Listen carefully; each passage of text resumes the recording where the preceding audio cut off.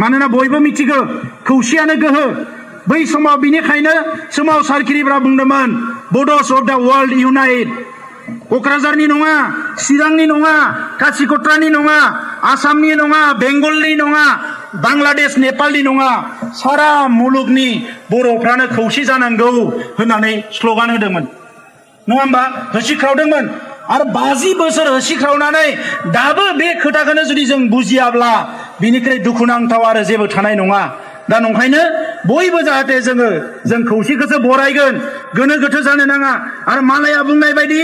मालाया षड़यन्त्र खालामनाय बायदि जोङो मालायनि षड़यन्त्रआव मालायनि जियाव गावनि गोदनाखौ अराय सम आथिंखौ अराय सम सोना लानो थाखाय राजि जानो नाङा हारिया थांनांगौबा जों हारसिङैनो थानांगोन हारसिङैनो नाजानांगोन मानोना नोंनि दुखु नोंनि खैफोदाव आय होनफायग्रा बे मुलुगाव बारा दायो नुनो गैया ओंखायनो दिनै गावजों गाव अनलायनांगोन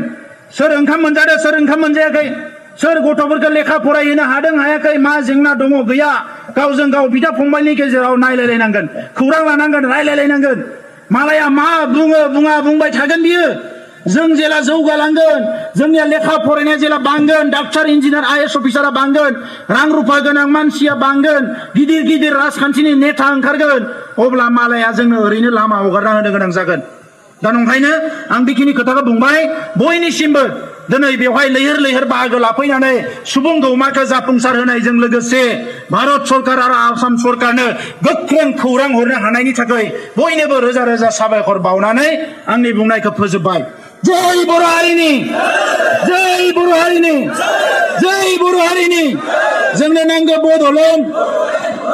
जोंनो नांगौ बड'लेण्ड जोंनो नांगौ बड'लेण्ड बड'लेण्ड मोनाब्ला जों जिराया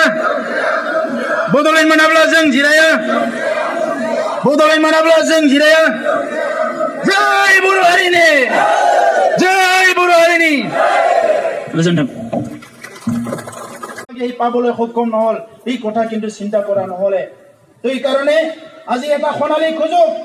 সংগ্ৰামীসকলে কৈছে যে বডলেণ্ড সমস্যা সমাধান হ'ব লাগে আনপিনেদি দিল্লীত বিজেপিৰ এবসলুট মেজৰিটি এটা চৰকাৰ আছে আৰু সেই কাহিনীৰ পৰা বিজেপিয়ে কৈছে আমি স্মলাৰ ষ্টেটটো আমি মানি লওঁ আমি গঠন কৰ মানে এই স্মলাৰ ষ্টেটৰ পক্ষপাতি এই কাৰণে আজি গোৰখালেণ্ডত যোৱা 2014ত নৰেন্দ্ৰ মোদী ডাঙৰীয়াই যাই কৈছিলে আপোনালোকৰ সপোনটো আমাৰো সপোন আমাৰ ইয়াত আহিও কৈছিলে আপোনালোকৰ সমস্যা সমাধান কৰিম লিপিবদ্ধ আছে আৰু মুখেৰেও কৈছিলে যে সমস্যাবিলাক সমাধান কৰিম এই কাৰণে সময় আহিছে আজি যেনেকৈ কাশ্মীৰৰ ক্ষেত্ৰত ভাৰত চৰকাৰে একপক্ষীয় ডিসিশন লৈ পেলাই আগবাঢ়ি গ'ল আমি